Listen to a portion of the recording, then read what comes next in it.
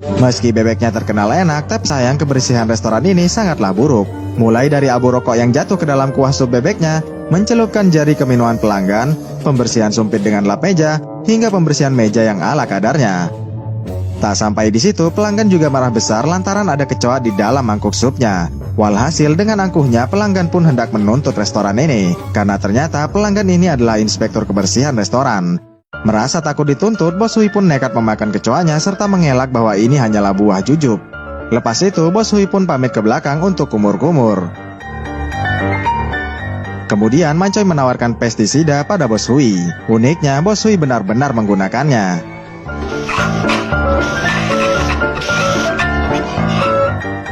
Setelah kecoanya dimakan, maka inspektur tak punya lagi barang bukti untuk menuntut Ahoy.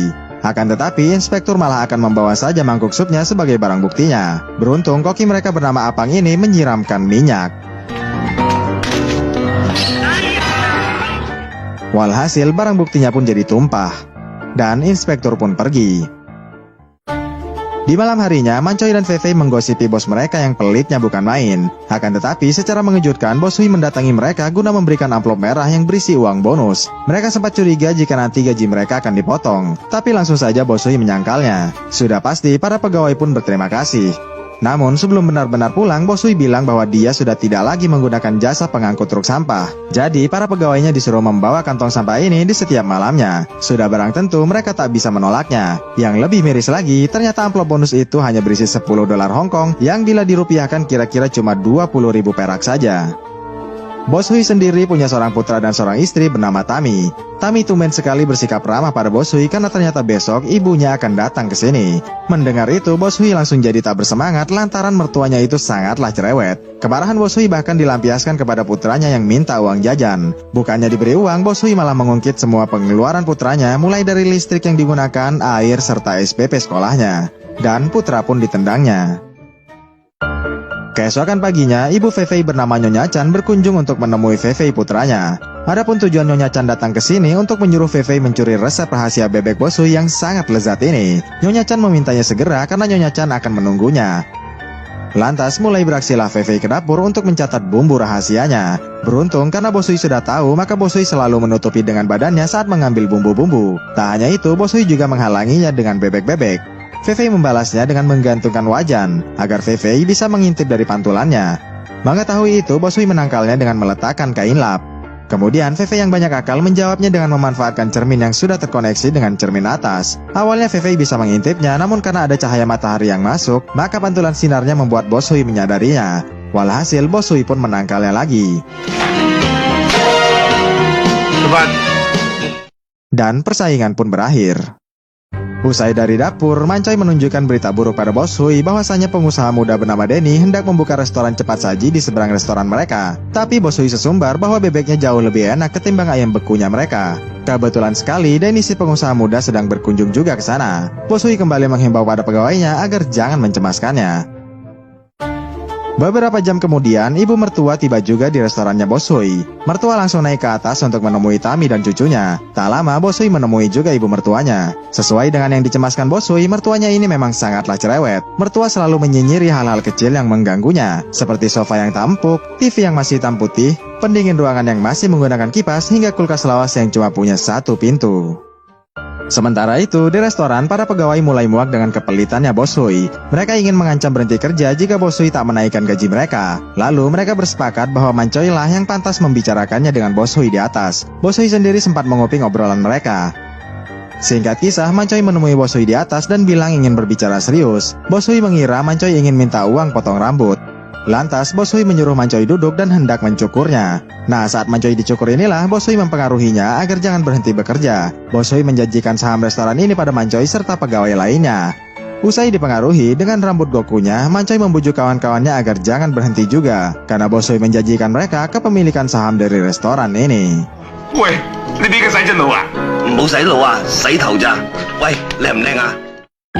Berminggu-minggu kemudian, para pegawai Bos Hui ditakjubkan dengan meriahnya pawai pembukaan restoran DFC alias Denny Fried Chicken. Denny juga terlihat menghadiri acara itu. Denny bilang pada Raymond bahwa suatu saat dia juga ingin membeli restoran bebeknya Bos Hui agar tak ada saingan lagi. Denny bahkan sempat mampir ke restorannya Bos Hui hanya untuk melihat-lihat betapa kotornya restoran bebek ini. Beberapa hari kemudian, bebek panggang milik Bos Hui terlihat masih banyak yang belum terjual, sedangkan di DFC terlihat sangat ramai pengunjung. Tammy sempat menyarankan agar Bos Hui menutup saja restoran ini. Tentu saja Bos Hui menolaknya. Bahkan Bos Hui menaruhkan kepalanya jika dalam 3 hari lagi para pengunjung tak makan di sini. 3 hari kemudian, DFC malah terlihat lebih ramai lagi, sementara restoran Bos Hui cuma dikunjungi oleh seorang biksuni yang sudah pasti tidak makan daging bebek. Tak lama berselang, DFC meletakkan papan penawaran di depan restorannya yang mencuri perhatian para pegawainya Bos Hui. Bagaimana tidak, papan itu membuka lowongan kerja dengan penawaran yang sangat menggiurkan. Mulai dari pelatihan pegawai yang singkat hingga gaji tahunan yang mencapai 50.000 dolar Hong Kong atau sekitar 90 juta rupiah per tahun dengan nilai tukar saat ini. Di saat sedang tergiur, tiba-tiba Bos Hui menutup restorannya demi makan bersama. Nah, saat sedang makan inilah Bos Hui mengakui bahwa mereka sudah dianggap seperti keluarga. Karenanya Bos Hui ingin semua pegawainya jujur tentang apa yang sedang dirasakan saat ini. Awalnya mereka tak mengaku dan berkata senang saja bekerja di sini. Namun karena Bos Hui menyuruh mereka jangan sungkan, maka mereka pun mengungkapkannya. Mulai dari gaji yang rendah, manajemen restoran yang buruk, hingga Mancoy berani menyebut Bos Hui yang terlalu pelit. Mendengar semua keluhan itu, Bos Hui pun menuduh mereka sebagai pengkhianat. Tak terima dibilang pengkhianat, Mancoy mengajak kawan-kawannya untuk melamar ke DFC saja. Lantas Bos Hui marah sambil mengusir Mancoy sekarang juga. Mancoy tak takut dan berniat keluar. Usai di luar, Mancoy menunggu yang lain untuk keluar juga. Tapi kelihatannya mereka semua takut. Langsung saja Bos Hui pun menutup pintu untuk Mancoy. Dan Mancoy pun pergi ke DFC sambil sesekali menoleh ke restorannya Bos Hui.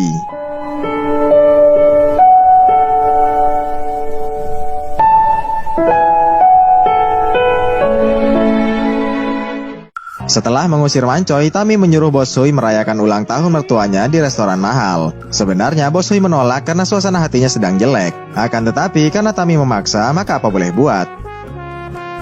Singkat kisah, tibalah Bos Hui di restoran mahal sambil memberikan kado untuk mertuanya. Kemudian makan bersamalah mereka semua. Karena sedang galau, maka Bos Hui pun bersikap acuh tak acuh meski di hadapan mertuanya. Mulai dari mencuci sumpit di kuah sop, meneteskan kuah di atas tangan mertuanya, memuncratkan daging udang di pipi sang mertua, hingga mematikan TV yang sedang ditonton mertuanya saat menayangkan iklannya di DFC. Puncak dari semuanya, Bos Hui yang hendak menyajikan minuman keras pada mertuanya malah mengokopnya terlebih dahulu. Walhasil, mertua pun menolak dituangkan minumannya. Keesokan paginya, terlihat maskot ayam DFC membagikan lembaran promo. Kemudian Bos Hui yang merasa curiga langsung mendatangi maskot itu. Bos Hui marah karena ternyata Mancoy benar-benar mengkhianatinya. Tentu saja para pegawainya melerainya. Beberapa hari berlalu, Raymond membina para pegawainya agar menjadi pelayan yang baik dan selalu tersenyum.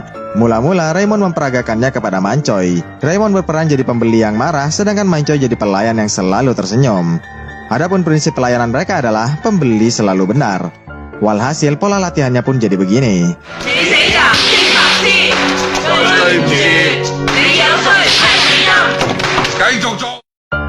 Keesokan harinya, Bos Hui memutuskan untuk menyamar jadi pembeli di DFC. Kebetulan sekali Denny memergoki penyamarannya. Nah, saat Bos Hui sedang makan inilah Denny menghampirinya. Karena jadi orang India, Denny menawarkan sambal India pada Bos Hui. Dan Bos Hui pun melumuri sambalnya. Denny memarahi Bos Hui dan menghimbaunya agar jangan mencuri resep rahasianya. Karena sudah ketahuan, Bos Hui pun beranjak.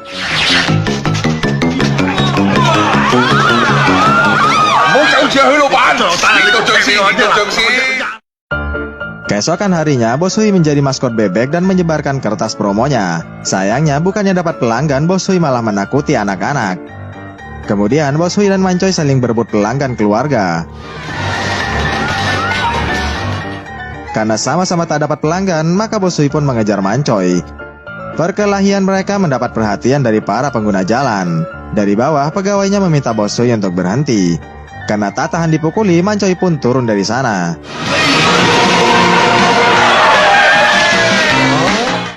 Sedangkan Bos Hui malah gagal mendarat.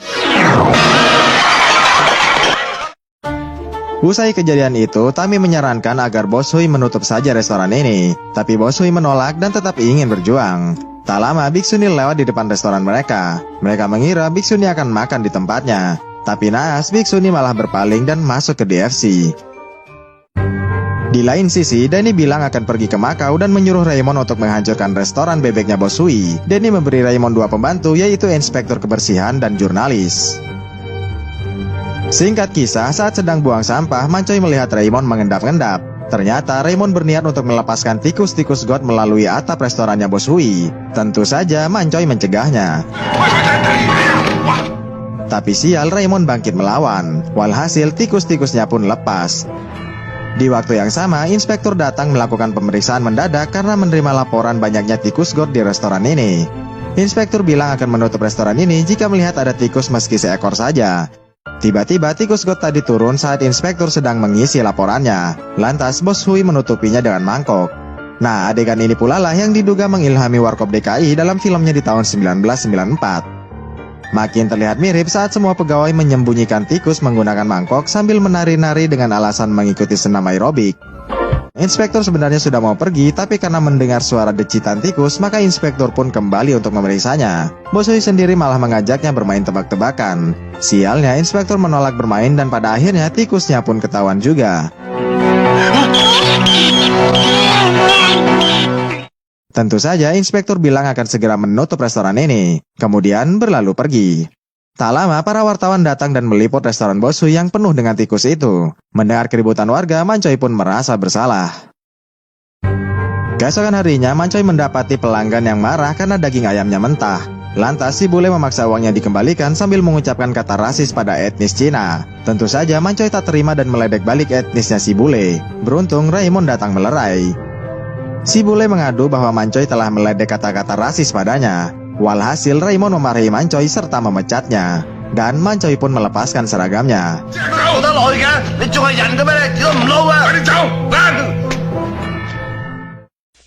Di sore harinya, Tami mengabarkan bahwa Mancoy telah dipecat oleh DFC. Bos Hui sendiri mengaku tak peduli. Tapi Tami memohon agar Mancoy diterima kembali bekerja di sini. Tami bahkan mengantarkan Mancoy menemui Bos Hui. Mancoy sendiri hanya bisa terdiam. Awalnya, Bos Hui yang kesal tak mau menerima Mancoy bekerja lagi. Akan tetapi, karena pegawai lain ikut membujuk Bos Hui, mau tak mau Bos Hui menerima Mancoy bekerja kembali. Dan mereka pun riang gembira. Di malam harinya, mereka makan bersama merayakan kembalinya Mancoy. Akan tetapi, di waktu yang sama, Bos Hui menyampaikan kabar buruk. Bahwasanya, tadi sore Bos Hui menerima 3 surat dari pihak berbeda-beda. Ada yang berisi penutupan restoran dari pemerintah, ada yang berisi tunggakan pajak 7 tahun, hingga surat dari pamannya yang ingin membeli restorannya Bos Hui yang diambang kebangkrutan ini. Mendengar itu, tentu saja para pegawai jadi berduka. Kemudian Bos Hui memberi uang pesangon kepada seluruh pegawainya. Bahkan Bos Hui memberikan resep rahasianya kepada Fei yang telah lama mengincarnya. Di antara semua pegawainya, Apanglah yang paling merasa bersedih. Setelah memberi uang pesangon, Tami mengajak Bos Hui menemui ibunya untuk meminta pinjaman uang. Tentu saja Bos Hui yang sedang galau menolaknya mentah-mentah karena takut diceramahi habis-habisan oleh mertuanya yang cerewet itu. Walhasil Tami pergi saja sendirian.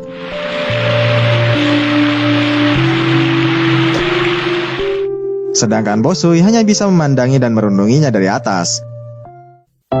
Keesokan harinya, Bos Hui yang tersadar menelpon mertua untuk mengundangnya makan siang. Dan mertua pun menyanggupinya.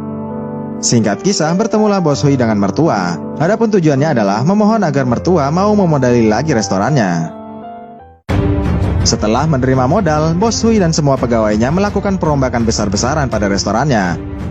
Tak hanya itu, Bos Hui juga mempekerjakan banyak pegawai baru dan langsung melakukan pelatihan. Karena mertua Bos Hui selalu cerewet soal kebersihan, maka Apang mengajari pegawai baru untuk selalu menjaga kebersihan. Mancoy yang pernah bekerja di DFC juga memberi pembinaan pada pegawai baru agar menjadi pelayan yang ramah tamah.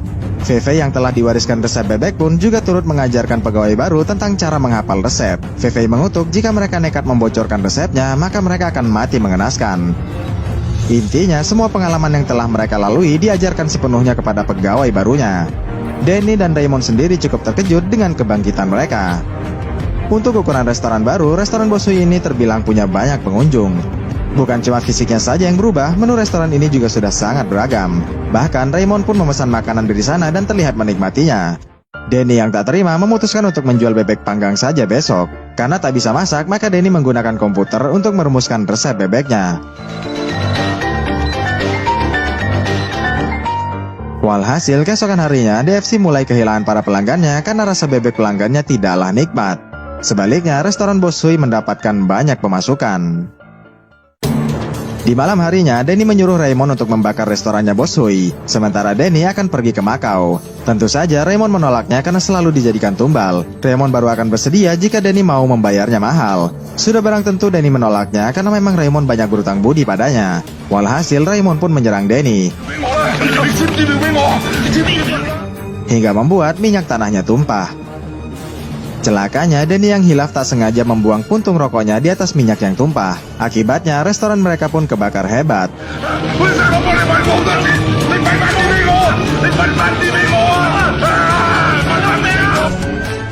Mendengar ada kebakaran, Bos Hui dan pegawai keluar demi menolongnya. Bos Hui membawa tabung oksigen untuk menyelamatkan Denny dan Raymond. Setibanya di dalam, Denny dan Raymond malah saling berebut oksigennya. Karena kalah, maka Denny menggunting selangnya untuk kemudian dihirup sendirian. Daripada oksigennya habis sia-sia, maka Bos Hui pun mengambil dot bayi dan dipasangkan pada ujung tabungnya. Tujuannya sudah pasti untuk dihirup bergiliran.